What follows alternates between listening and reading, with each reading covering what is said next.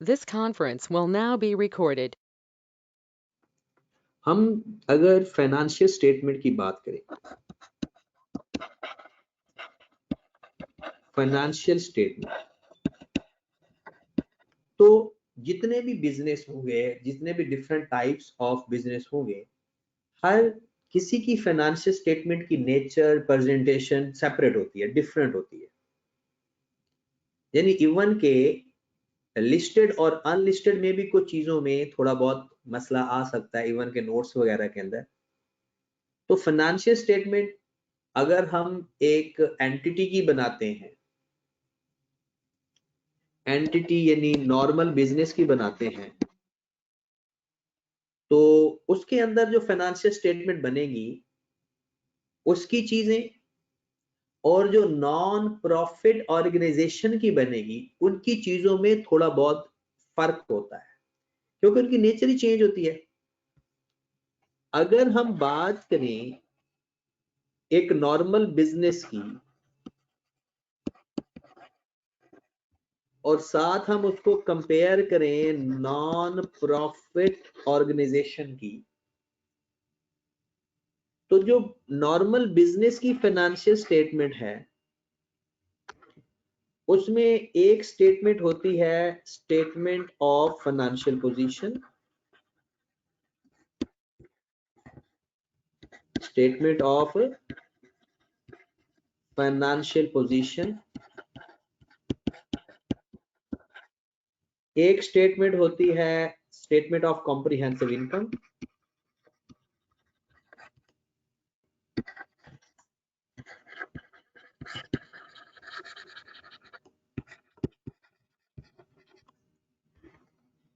एक स्टेटमेंट होती है कैश फ्लो स्टेटमेंट या statement of cash flow.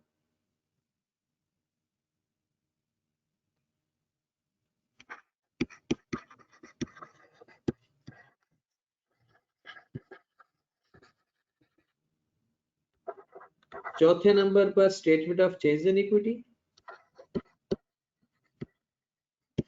Statement of changes in equity. और पांचवें नंबर पर हम कहते हैं नोट्स या एक्सप्लेनेशन या notes to the accounts.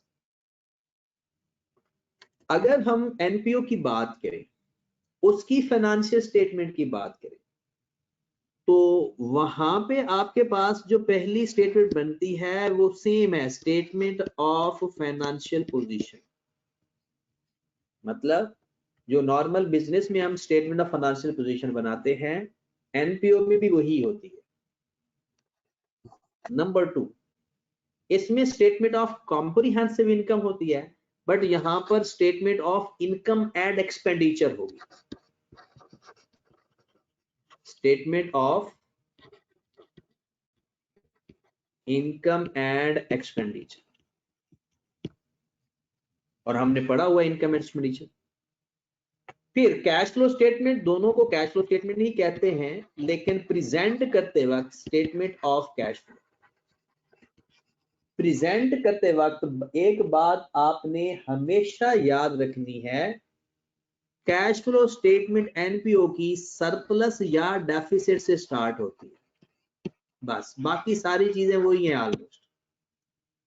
Surplus या डेफिसिट से स्टार्ट होती है, मतलब एनपीओ ना हो तो हम कहते हैं प्रॉफिट बिफोर टैक्स, और यहां पर तो टैक्स का कॉन्सेप्ट होता ही नहीं है, तो इसलिए ये सरप्लस या डेफिसिट जो गिवन होगा उस अमाउंट से आगे फर्दर एडजस्टमेंट करेंगे, ऑपरेटिंग एक्टिविटी आगे सारा वही।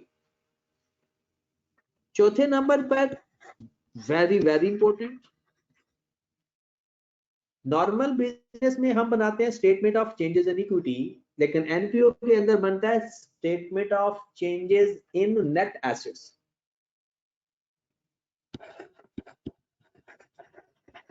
Statement of changes in net assets.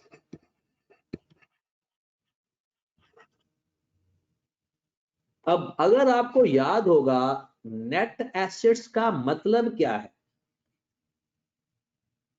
अगर मैं बिजनेस की बात करूं तो नेट एसेट्स इक्विटी को ही कहते हैं। नेट एसेट्स इक्विटी को ही कहते हैं, लेकिन यहां पर तो इक्विटी का वर्ड हम इस्तेमाल नहीं करते, तो फिर इसमें नेट एसेट्स किसको कहेंगे? फंड को। किसके कहेंगे? एक्यूमुलेटेड फंड को, एक्यूमुलेटेड फंड। फिर वही नोट्स या एक्सप्लेनेशन फर्दर आ जाएगी। तो आज जो मेन हमारा टारगेट है वो मैंने आपको सिखाना है कि statement of changes in net assets अगर अलग से पेपर में बनाने के लिए आ गई, ये तकरीबन आपको 6 से 10 नंबर की, बल्कि 10 नंबर ही मुश्किल है, 6 से 8 नंबर की रेंज में आएगी अलग से, अगर statement of changes in net assets आ गया।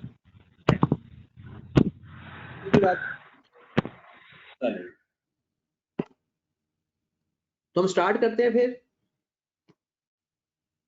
सबसे पहले आप लोगों को, यानी ये जो हम स्टेटमेंट एनपीओ के लिए बनाते हैं,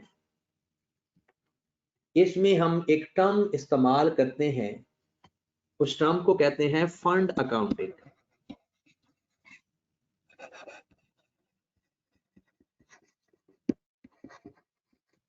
फंड अकाउंटिंग इसलिए कहा जाता है, आपको याद होगा कि नॉर्मल अकाउंटिंग के अंदर या पहले जो डोनेशन वगैरह हमें मिलती है, एनपीओ की नॉर्मल सेल्स या सर्विसेज तो होती नहीं है, इन्हें जो भी मिलता है फंड मिलता है।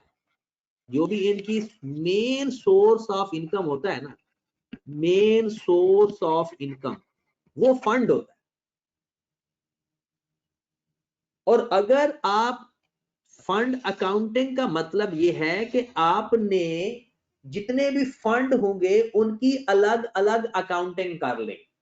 अगर मैं छोटी सी पिछले से रिलेट करूं तो जैसे होती है ना general purpose donation, specific purpose donation, तो ये ऑलमोस्ट उन्हीं की बात हो रही है। मैं नाम इस्तेमाल कर रहा हूं फंड का। तो अगर आप हर फंड की सेपरेट अकाउंटिंग कर लें, मतलब जितना फंड आ रहा है, जितना इस्तेमाल हो रहा है, बाकी कितना बच रहा है, हर फंड की सेपरेट अकाउंटिंग करने को फंड अकाउंटिंग कहते हैं। Separate, yes, separate accounting of each fund. तो सबसे पहले तो हमें यह पता होना चाहिए कि फंड कौन कौन से होते हैं।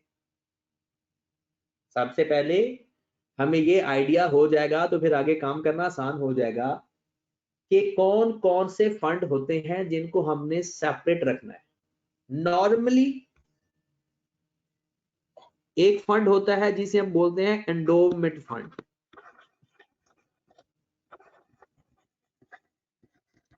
हो सकता है कोई एमसीक्यूज भी इससे बन जाए। एंडोवमेंट फंड आप लोगों ने, क्योंकि तकरीबन काफी सारे क्लास के लोग टैक्स भी पढ़ते हैं, वहां पर भी एंडोवमेंट का वर्ड इस्तेमाल होता है। फिर आप लोग आई कैप के बारे में भी आपने सुना होगा कि एक एंडोवमेंट फंड आई कैप में भी होता है, क्योंकि आई कैप भी एक बेसिकली नॉन प्रॉफिट ऑर्गेनाइजेशन है। अब एंडोवमेंट फंड के बारे में पहले थोड़ा सा सुन लें। एंडोवमेंट फंड के ऊपर एक रेस्ट्रिक्शन होती है, ठीक है। सपोज दैट आपको ये फंड मिला, कंट्रीब्यूटर ने फंड दिया, कंट्रीब्यूटर उसको कहेंगे ना जिसने फंड दिया, कंट्रीब्यूटर्स ने फंड दिया, और ये एक रिस्ट्रिक्शन लगा दी कि भाईजान इस फंड को आपने यूटिलाइज नहीं करना, यूटिलाइज नहीं करना, बल्कि इसको इन्वेस्ट करना है।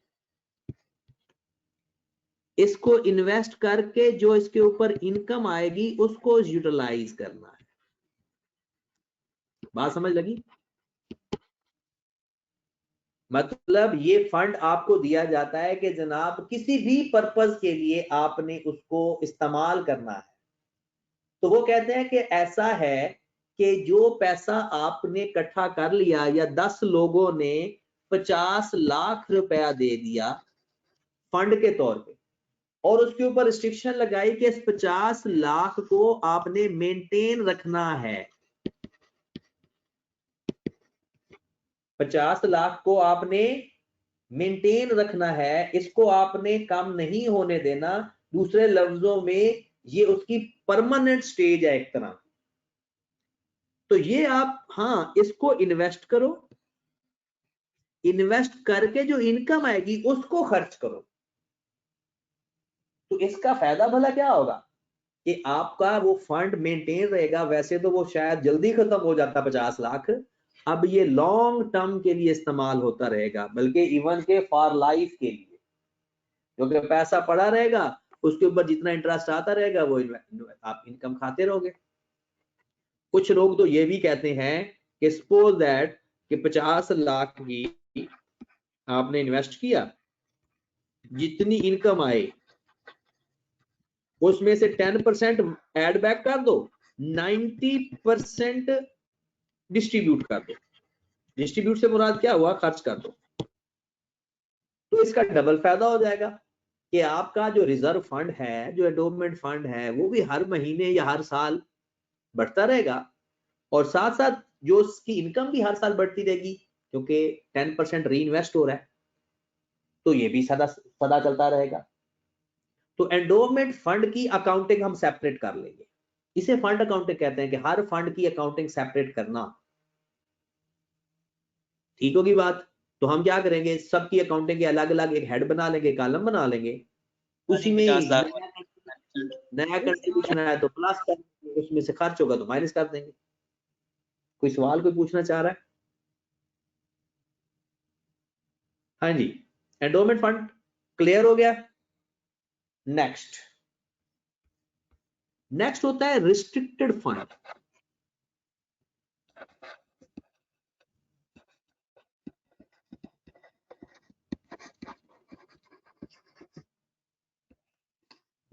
ये भी लिखना है, restriction other than endowment fund. Endowment fund पे क्या रिस्ट्रिक्शन है कि आप उसकी प्रिंसिपल अमाउंट इस्तेमाल नहीं कर सकते, बल्कि उसकी इनकम इस्तेमाल कर सकते। ठीक है। और इसके अलावा और कौन सी रिस्ट्रिक्शन है कि आपको फंड दिया जाता है, कहता है कि जनाब इससे बिल्डिंग बनानी है, बिल्डिंग के अलावा और किसी फंड में इस्तेमाल नहीं करना, दैट इज रिस्ट्रिक्टेड फंड। आपको एक फंड मिलता है, जनाब इससे आपने कुछ बच्चों की यूनिफॉर्म बनवानी है, इसके अलावा ये फंड किसी और पर्पस के लिए खर्च नहीं करना, that is restricted fund. Restricted fund दो टाइप का होता है, एक होता है एक्सटर्नल रिस्ट्रिक्शन, एक्सटर्नल रिस्ट्रिक्शन, एक होता है इंटरनल रिस्ट्रिक्शन।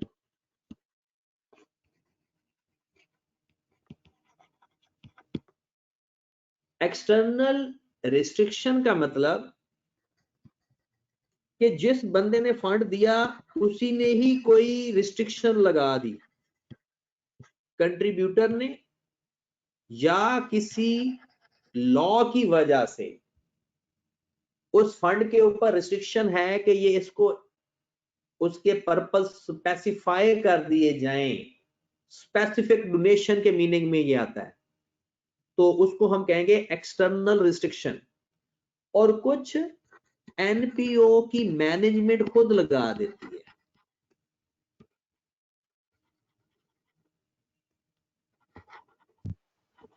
उसे हम बोलेंगे इंटरनल रिस्ट्रिक्शन। मतलब हमारे पास फंड आया, हम उसको किसी एक खास पर्पस के लिए इस्तेमाल करना है और किसी पर्पस के लिए हम इस्तेमाल नहीं कर सकते, उसको बोल देते हैं रिस्ट्रिक्टेड फंड। Got it. और दो फंड हो गए, एक एंडोमेंट फंड, एक रिस्ट्रिक्टेड फंड। दोनों की अकाउंटिंग अलग अलग होगी, बल्कि रिस्ट्रिक्टेड फंड की इंटरनल की अलग, एक्सटर्नल की अलग करेंगे। Got it. Next unrestricted fund,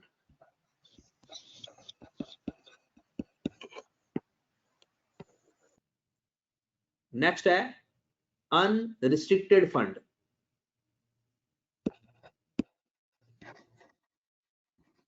unrestricted fund को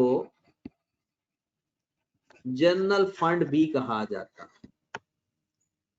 अनरिस्ट्रिक्टेड फंड को जनरल फंड भी, ये वो फंड है जो आप नॉर्मल किसी भी पर्पस के लिए इस्तेमाल कर सकते हो, किसी भी पर्पस के लिए इस्तेमाल कर सकते हो। क्लियर होगी बात? अनरिस्ट्रिक्टेड फंड का मतलब क्या है कि जो जिसके ऊपर कोई रिस्ट्रिक्शन ना हो, there is no restriction for use. Okay की बात?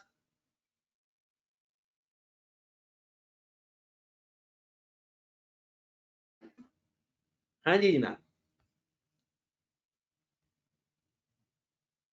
अब इसके बाद पहले हम एक छोटी सी एग्जांपल, बल्कि दो एग्जांपल इकट्ठी करते हैं।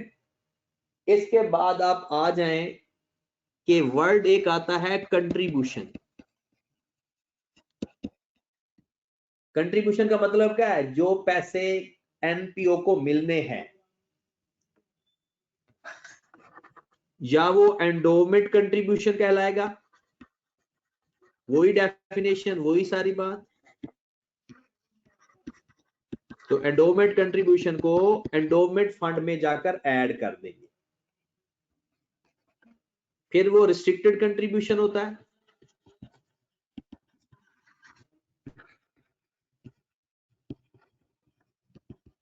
रिस्ट्रिक्टेड कंट्रीब्यूशन को कहां जाकर ऐड कर देंगे?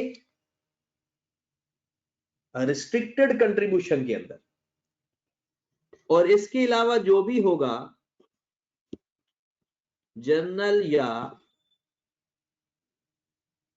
अनरिस्ट्रिक्टेड एंडोमेंट फंड में ऐड कर देंगे। कंट्रीब्यूशन का मतलब क्या है कि मजीद पैसे आ रहे हैं, हमने एक फंड मेंटेन किया हुआ है, उस फंड में एक एंडोमेंट फंड है, तो एंडोमेंट फंड में पैसे आएंगे तो उसमें ऐड कर देंगे। एक रिस्ट्रिक्टेड फंड है, उसका कंट्रीब्यूशन आएगा, उसमें ऐड कर देंगे। इसके अलावा वैसे कोई पैसे इकट्ठे हो गए, वो जनरल फंड में ऐड कर देंगे। ओके होगी बात? अब अगर मुझे लगता तो नहीं है कि इसमें कोई ऐसी टेक्निकल या कोई खास बात है, लेकिन फिर भी अगर किसी ने कोई बात पूछनी है तो पूछ ले, वरना हम इसका एक सिनेरियो क्वेश्चन करते हैं।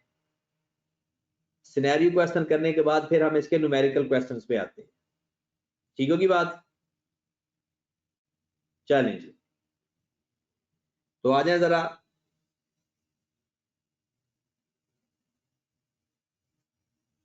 एक क्वेश्चन पे आए।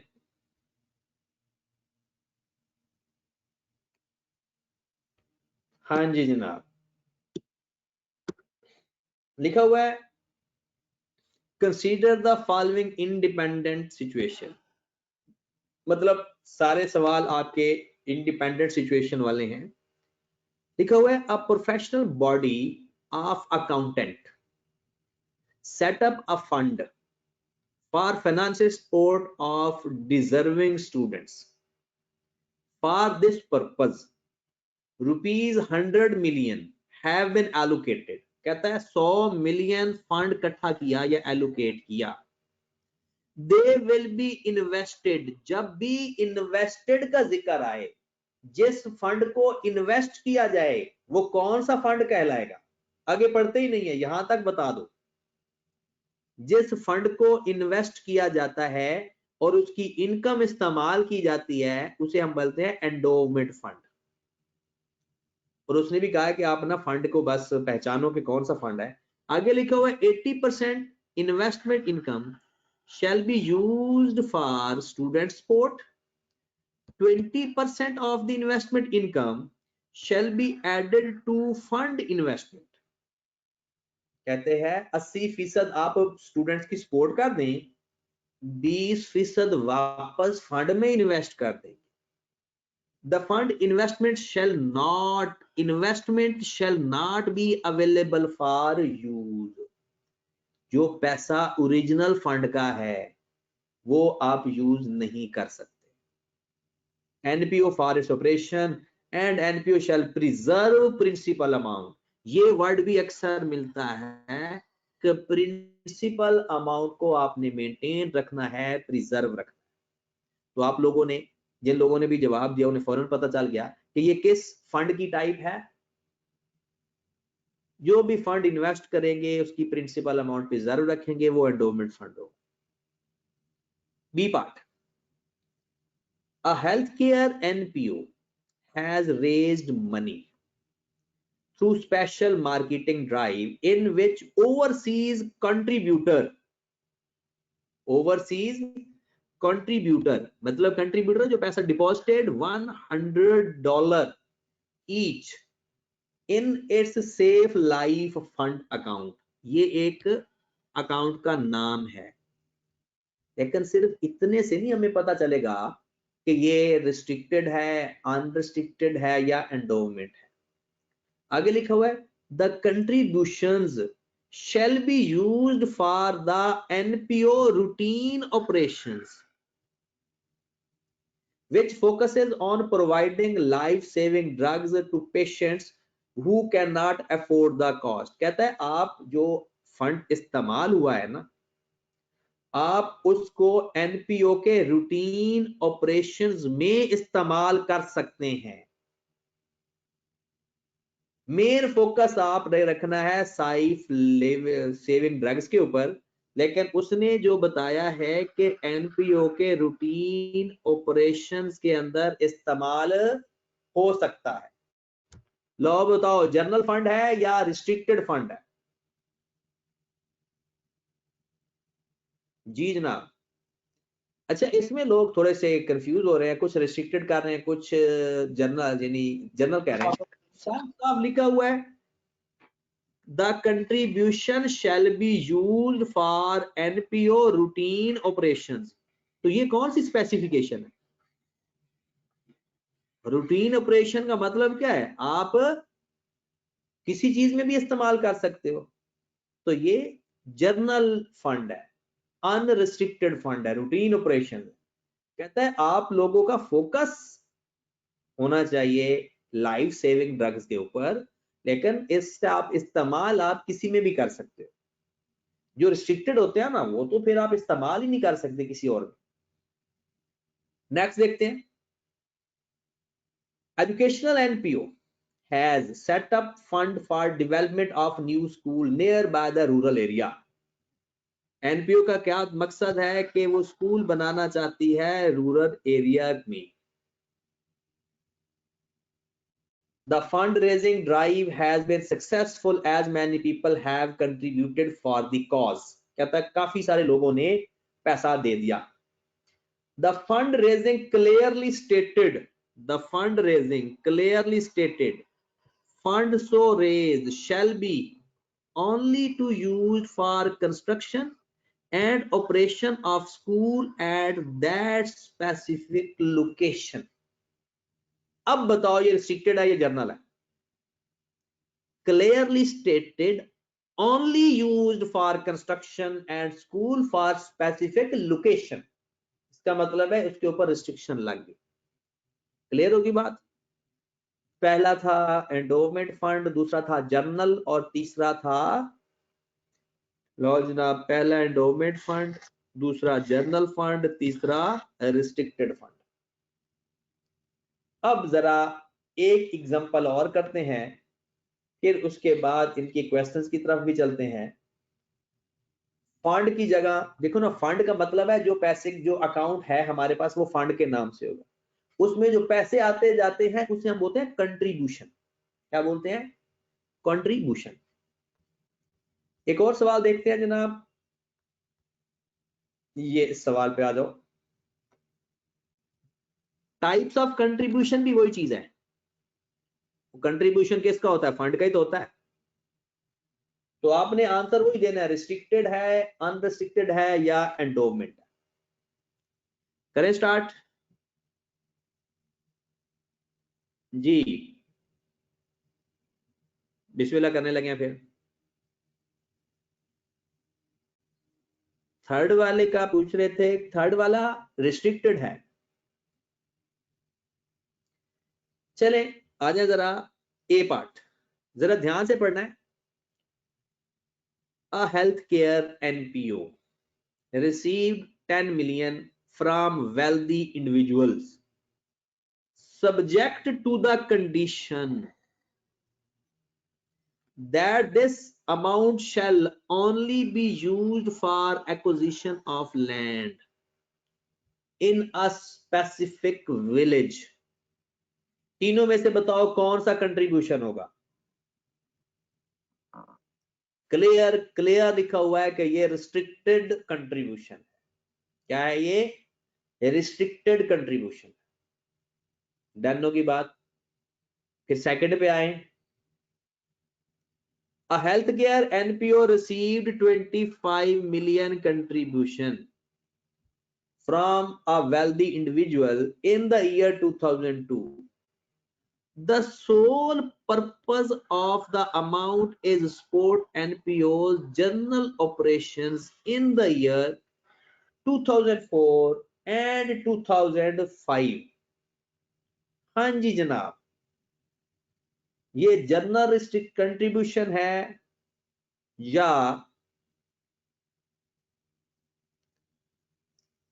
the sole purpose of the amount, the sole purpose of the amount is to support NPO's general operations in the year 2004 and 2005। अच्छा जरा सुनिएगा, ये जो रिस्ट्रिक्टेड होता है ना, ये रिस्ट्रिक्शन सिर्फ और सिर्फ पर्पस के साथ साथ टाइम की भी रिस्ट्रिक्शन हो सकती है। जैसे अगर आपको मैं 2021 के अंदर कोई फंड दे देता हूं और मैं कहता हूं कि जी आपने इस्तेमाल करना है इसको 2025 के अंदर, ये भी एक रिस्ट्रिक्शन है। जब टाइम की भी एक रिस्ट्रिक्शन होती है, ठीक होगी बात। एक तो होता है ना यूटिलाइज करने की, यूज करने की रिस्ट्रिक्शन, दूसरा टाइम की भी रिस्ट्रिक्शन।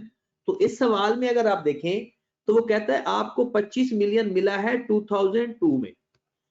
अगर ये जनरल पर्पस होता तो 2002 के बाद आपको आजादी है कि आप जो मर्जी करें, लेकिन उसने क्या कहा है, the sole purpose of the amount to support the NPO general purpose in the year 2004 and 5।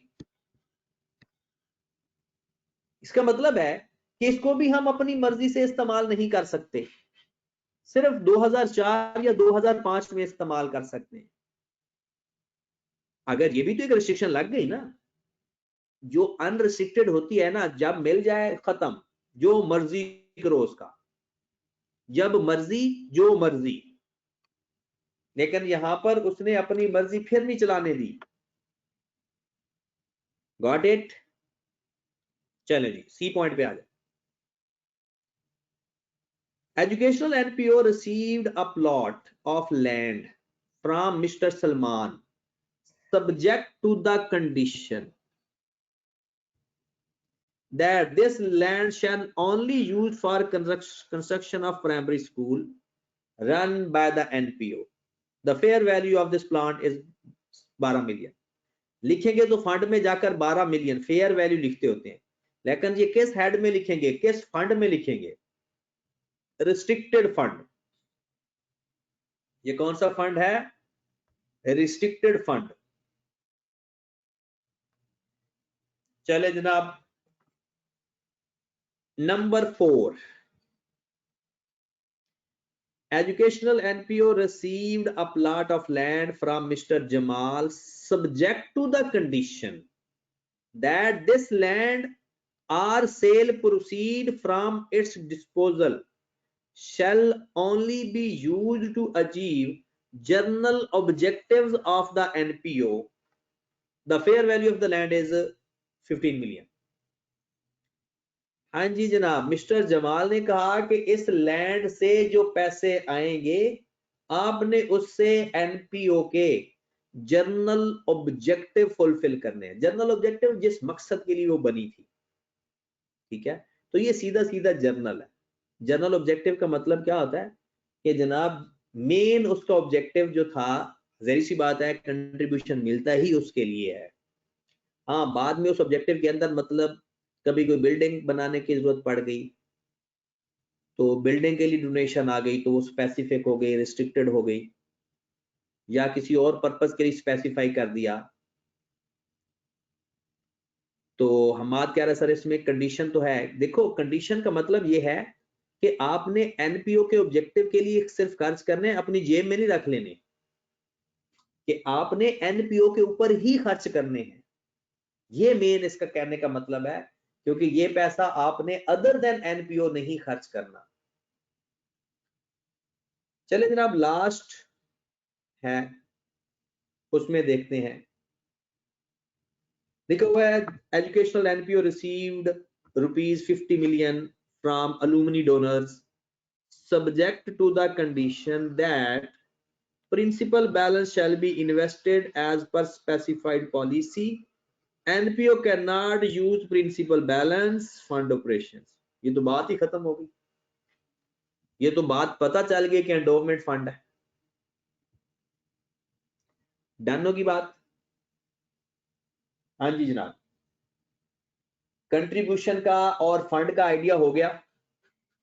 एक ही बात है, पेपर में आपको एमसीक्यूज में ये सवाल लाजमी आएगा, एक सिनेरियो बन के आएगा और आपसे ये पूछा जाएगा बताओ ये कंट्रीब्यूशन या ये फंड कौन सा है। ये कंफर्म समझ लें, ये एमसीक्यूज में आना ही आना है।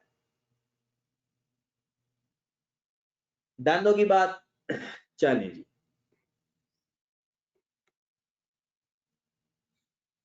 एक स्टूडेंट का सवाल है कि सर ये जो फंड है फाइनेंशियल स्टेटमेंट में किधर आएंगे? ये जो फंड होते हैं ना, जितने इस्तेमाल होते जाएंगे वो एक्सपेंस में चले जाएंगे, जितने ड्यूरिंग द ईयर आएंगे वो इनकम में चले जाएंगे, और जो रिमेनिंग बैलेंस बच जाएगा वो जर्नल फंड में चला जाएगा। नेट एसेट्स उसे ही तो कहते हैं, ठीक है। इसके हम अकाउंटिंग इसी के तो करने लगे आज। चलते हैं जनाब नेक्स्ट अगले कॉन्सेप्ट पे। एक छोटा सा कॉन्सेप्ट है कि सिर्फ इसी पर्पस के लिए बता रहा हूं कि कहीं ये एमसीक्यूज में ना आ जाए। एक वर्ड आता है एनपीओ के अंदर प्लेज का।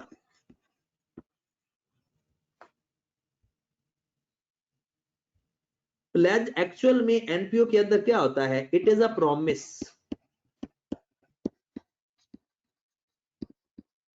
It is a promise to contribute. It is a promise to contribute. Cash या अदर देन कैश, कैश या कैश के अलावा कोई चीज अदर देन कैश। अब आप मुझे बताएं कि जो प्लेज के नाम से कंट्रीब्यूशन आएगा, अक्सर आप लोगों ने कुछ जगहों पे ऐसा होता है कि जनाब आप इरादा हम कह देते हैं कि अच्छा यार जब फला कोई अच्छा काम होगा हम भी कोई एसेट अपना दे देंगे या पैसा दे देंगे उसके कंट्रीब्यूशन के। ओके होगी बात। वो कहता है कि जब तक इसकी वो जो एनपीओ की कंडीशन नहीं गिवन है, अगर वो प्रॉपर हर बात से मुराद है कि वो आपको पैसे लाजमी मिलने हैं, तो आप उसको लिख सकते हो रिसीवेबल के नाम से। उसने वादा किया है ना कि आपको पैसे मिल जाएंगे, तो कोई कंडीशन के बगैर तो आप उसको रिसीवेबल के नाम से लिख सकते हो। लेकिन अगर वो रेवेन्यू जैसे हम रिकॉग्नाइज करते हैं, रेवेन्यू रिकॉग्नाइज करने की कंडीशन फुलफिल नहीं हो रही, तो तब हम इसको अपना इनकम या अपने कंट्रीब्यूशन में नहीं लिखेंगे। दूसरा ये होता है बिक्वेस्ट।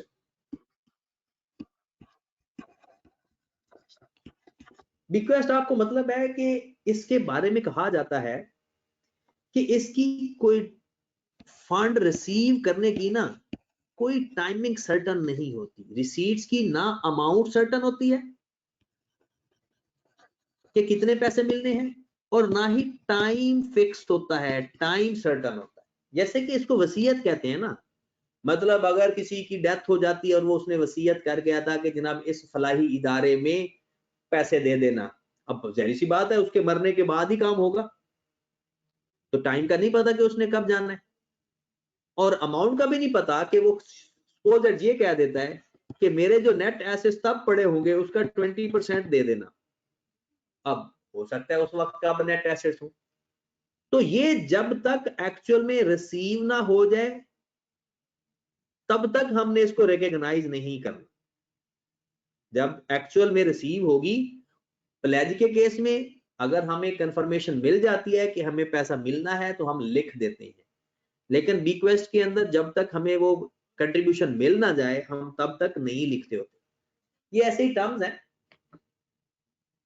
जिसमें हमने ये पता होना चाहिए कि इसको रिकॉग्नाइज करना है या नहीं करना। आगे आ जाए आप। नेक्स्ट लिखें जनाब, फंड अकाउंटिंग को प्रेजेंट करने के दो मेथड होते हैं। सर आपने फंड किया था ना? हाँ जी सर, ये प्लेज का दोबारा से बता दें, वो इंटरनेट का थोड़ा सा इशू था। प्लेज होता है कि it is a promise to contribution, कि कोई बंदा कंट्रीब्यूशन के लिए कि मैं कैश दूंगा या कोई एसेट दूंगा किसी इदारे को, वो जो वादा करता है उसे कहते हैं। वो कहते हैं अगर कुछ कंडीशंस हैं उसको फुलफिल करने वाली, अगर वो पूरी हो रही है तो आप लिख लो उसका कंट्रीब्यूशन कि वो रिसीवेबल है। बीक्वेस्ट का नहीं लिखना, बीक्वेस्ट जब तक मिल ना जाए और प्लेज जब वादा हो जाए और उसमें कुछ कंडीशंस पूरी हो जाए। IFRS 15 में पहले हम पढ़ते होते थे, जो पिछली दफा जिन लोगों ने FR 1 पढ़ा है, आप लोग FR 2 में जाकर पढ़ोगे तो उसमें जो रेवेन्यू रिकॉग्नाइज करने वाली कंडीशन फुलफिल हो रही है तो आप रिकॉर्ड कर दो, चाहे अभी नहीं भी मिला। लेकिन बीक्वेस्ट को तब तक रिकॉर्ड नहीं करते जब तक मिल ना जाए। Okay sir. फंड अकाउंटिंग हम करते हैं दो मेथड के जरिए। एक मेथड को बोला जाता है डेफरल मेथड। ये नाम है, नाम सुन के परेशान नहीं हो जाना। डेफरल मेथड,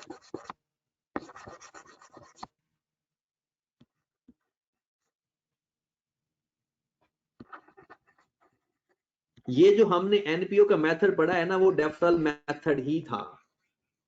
डेफरल मेथड में क्या होता है, आप सारी इनकम लिख लो, सारे एक्सपेंडिचर्स लिख लो, आपके पास सरप्लस या डेफिसिट आ जाए।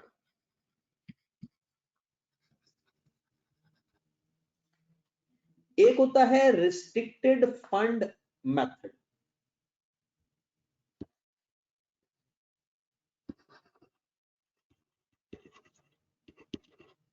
रिस्ट्रिक्टेड फंड मेथड, इसमें वो क्या कहता है, कहता है भाई साहब हर फंड का अलग कॉलम बनाकर सॉल्व करो। डेफरल मेथड में क्या किया, इनकम, एक्सपेंडिचर और सरप्लस डेफिसिट। लेकिन रिस्ट्रिक्टेड फंड मेथड के अंदर वो कहता है भाई साहब आप ऐसा करो कि आपके पास 3 फंड है ना, तीनों फंड्स के कॉलम बना लो। स्टेटमेंट ऑफ फाइनेंशियल पोजीशन करते वक्त भी, स्टेटमेंट ऑफ कंपनी यानी इनकम एंड एक्सपेंडिचर करते वक्त भी, और नेट एसेट्स में भी। नेट एसेट्स में तो दोनों मेथड में सेम ही होता है। तो हमने मेन जो काम करना है डेफरल मेथड और रिस्ट्रिक्टेड फंड मेथड, वो दो सवाल अभी करने हैं हमने चेंजेस ऑफ नेट एसेट्स के जरिए। चेंजेस ऑफ नेट एसेट्स के फॉर्मेट हमने करना है डेफरल मेथड का। बस ये बात याद रखनी है, रिस्ट्रिक्टेड फंड के अंदर आपका इनकम एंड एक्सपेंडिचर का कॉलम सबके बनेंगे और इसमें एक सिंगल कॉलम ही बनता है इनकम एंड एक्सपेंडिचर का, इनकम एंड एक्सपेंडिचर का। ठीक है, वो अभी मैं आपको उसका सिर्फ फॉर्मेट दिखा दूंगा, लेकिन मैं डायरेक्ट जाने लगा हूं जिसके सवाल आने के चांसेस हैं। उसका पहले फॉर्मेट लिखोगे, फॉर्मेट लिखने के बाद फिर हम उसके सवाल करेंगे।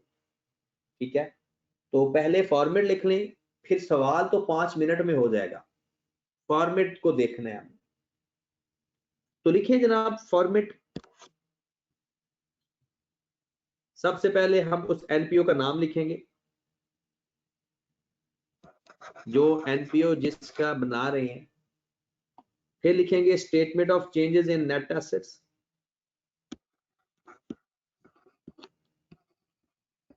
Statement of changes in net assets, और आगे मेथड भी लिख लेते हैं।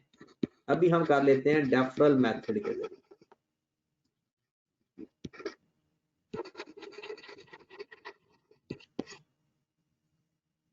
फॉर द ईयर एंडेड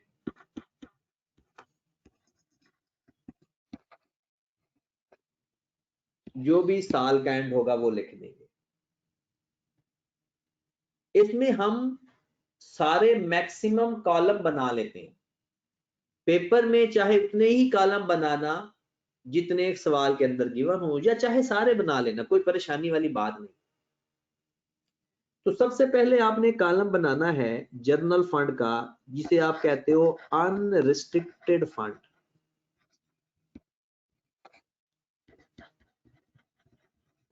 एक कॉलम बनाएंगे जर्नल फंड या अनरिस्ट्रिक्टेड फंड। फिर एक बनाएंगे इंटरनल रिस्ट्रिक्टेड फंड।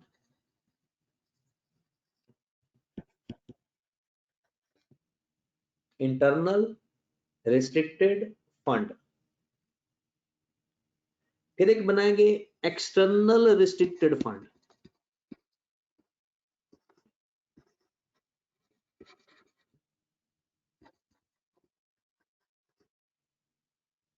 एक बनाएंगे एंडोमेंट फंड।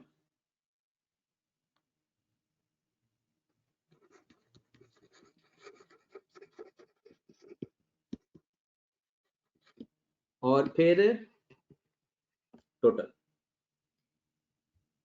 5 कॉलम बनेंगे हमारे, एक अनरिस्ट्रिक्टेड फंड का, 2 रिस्ट्रिक्टेड के, इंटरनल और एक्सटर्नल, एंडोमेंट फंड और टोटल। क्लियर होगी बात?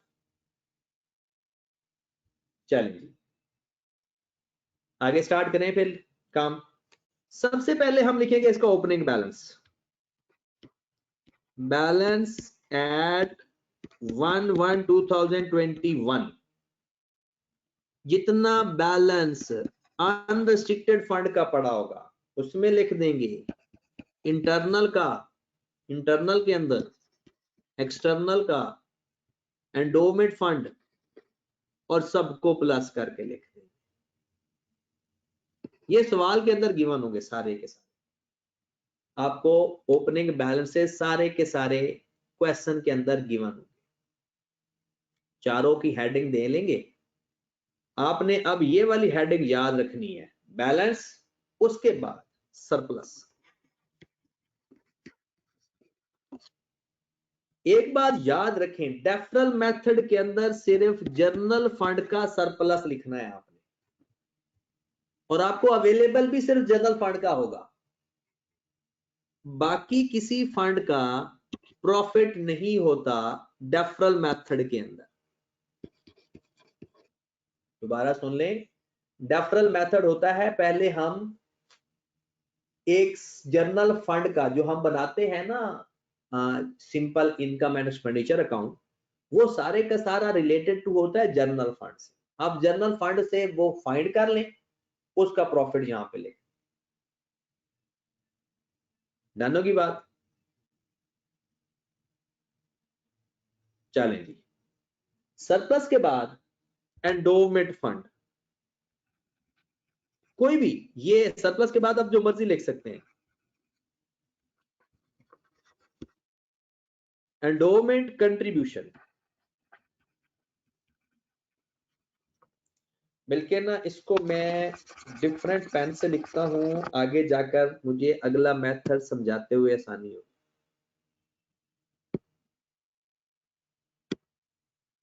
एंडोमेंट कंट्रीब्यूशन,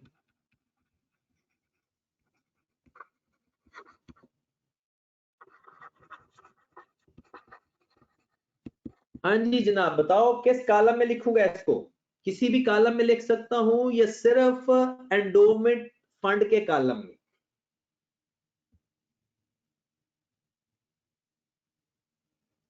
जी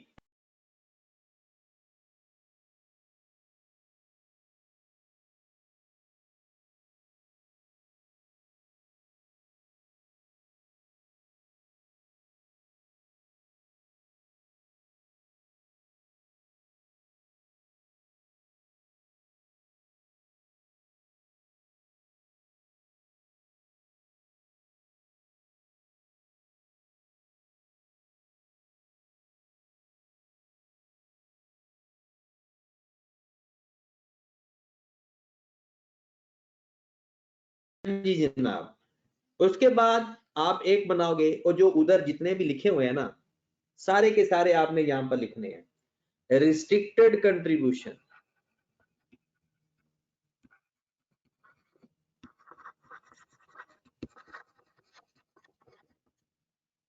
जो रिस्ट्रिक्टेड कंट्रीब्यूशन होगा, जाहिर सी बात है वो इंटरनल होगा तो इंटरनल में आ जाएगा, एक्सटर्नल होगा तो एक्सटर्नल में आ जाएगा।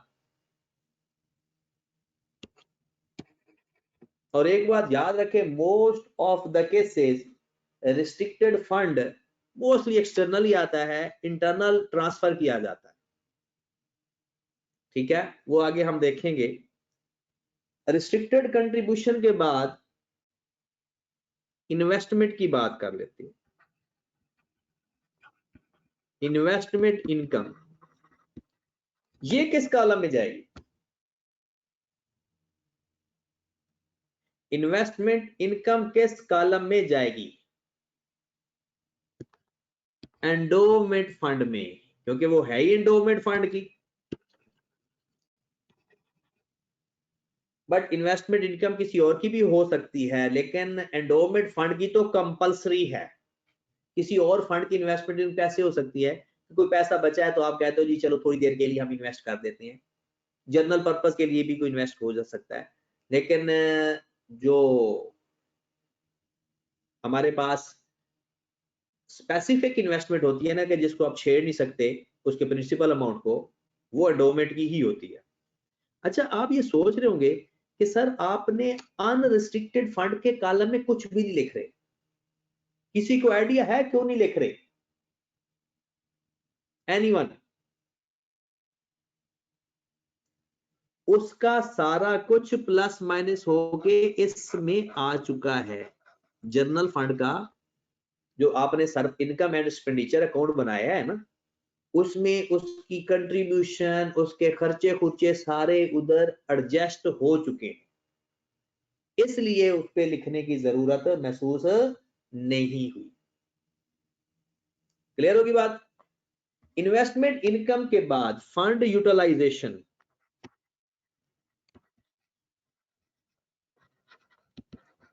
फंड यूटिलाइजेशन का मतलब है कि जो फंड आपने इस्तेमाल कर लिया वो आप माइनस कर देंगे। जनरल पर्पस में वो भी नहीं माइनस होगा, क्योंकि वो ऊपर सरप्लस के अंदर एडजस्ट हो चुका है। धन्नो की बात।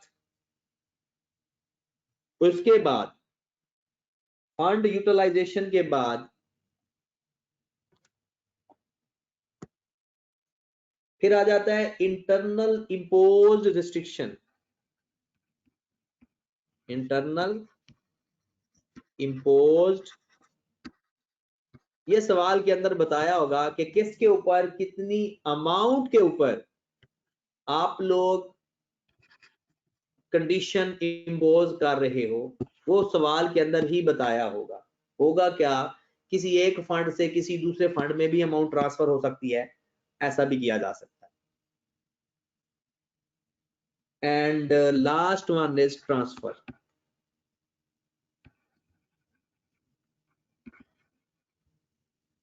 इस ट्रांसफर का क्या मतलब है? किसी एक फंड से किसी दूसरे फंड में अमाउंट ट्रांसफर करना।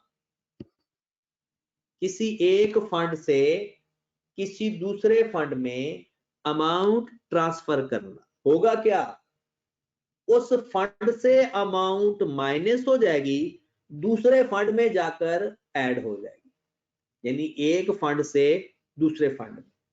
खत्म होगी बात, यानी इसका बैलेंस आ जाएगा। दोबारा सुनिएगा जरा,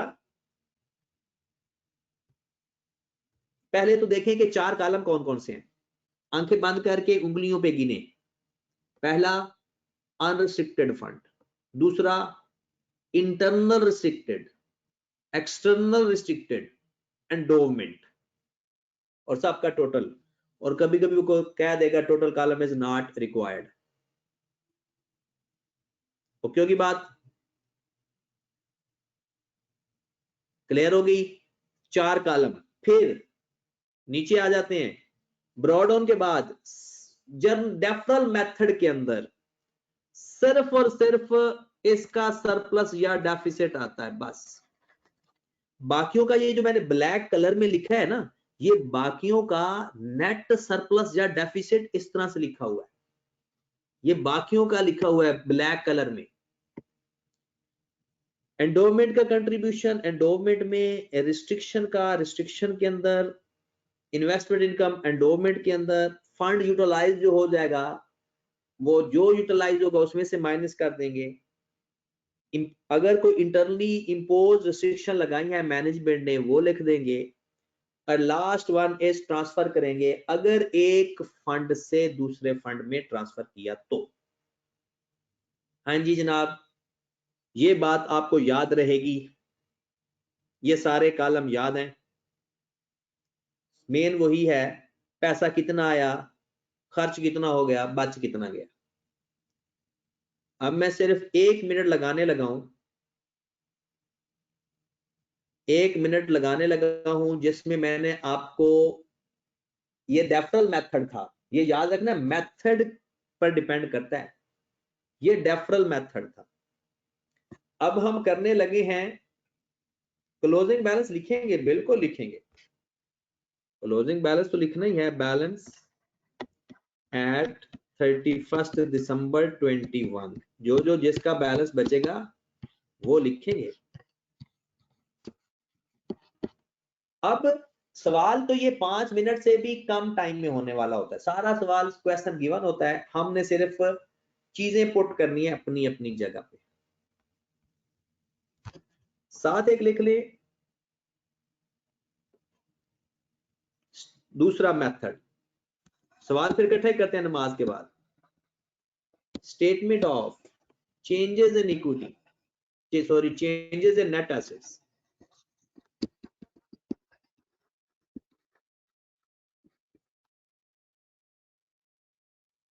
कौन सा मेथड होगा वो? Restricted fund method.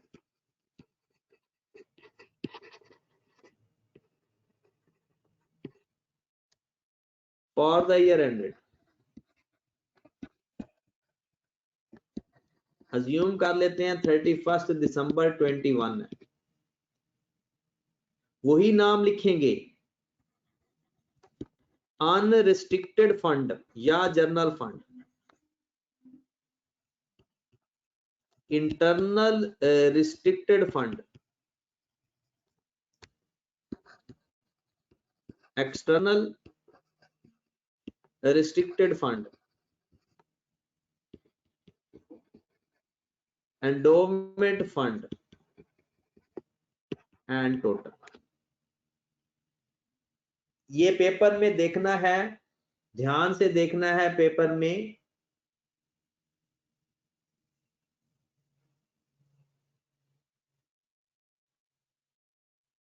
कि कहीं कोई ऐसी चीज, यानी डेफरल मेथड से वो पूछ रहा है हमसे, या वो हमसे पूछ रहा है रिस्ट्रिक्टेड फंड से।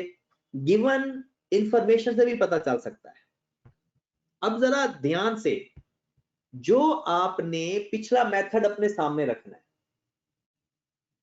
पिछला मेथड अपने सामने रखना है। जो चीज मैंने ब्लैक पेन से इस्तेमाल किया है जहां पे, वो चीज नहीं लिखनी, बल्कि पहले लिख लेते हैं बैलेंस एट 1121, हर किसी का बैलेंस अपने कॉलम में, सरप्लस या डेफिसिट। इस मेथड में हर किसी का सरप्लस या डेफिसिट होता है। डेफरल मेथड में सिर्फ जनरल फंड का होता है। इसमें सबका कंट्रीब्यूशन और उसका यूटिलाइजेशन और उसकी इन्वेस्टमेंट इनकम पहले ही रिकॉर्ड हो चुकी होती है।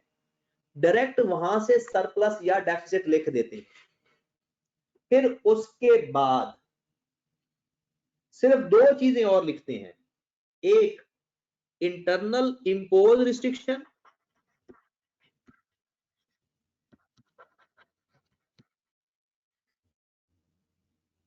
और ट्रांसफर, आखिर वाले दो जो वो सवाल के अंदर बताया होगा कि इसमें क्या लिखना है। इसमें ब्रॉडऑन लिखना है, सरप्लस या डेफिसिट बताया होगा सब फंड का अलग अलग, और सबका फंड का अलग अलग नहीं बताया होगा तो फिर ये देखें, ये चार चीजें मैंने यहां पे लिखी हैं और नीचे वाले सवाल के अंदर वो चार चीजें प्लस माइनस होके ये बैलेंस आए हुए हैं।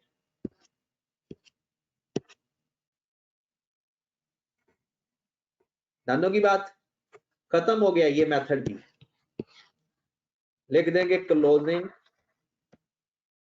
बैलेंस। आंसर सेम आएगा दोनों का, क्योंकि उसमें हम डायरेक्ट लिख देंगे उसका सरप्लस और बाकी मेथड डेफरल मेथड में सबको अलग अलग लिखना है। ठीक है, ये फॉर्मेट भी आपने देखना है। नमाज के बाद 6:30 पे हम दोबारा मिलते हैं इंशाल्लाह और इसके सवाल करते हैं।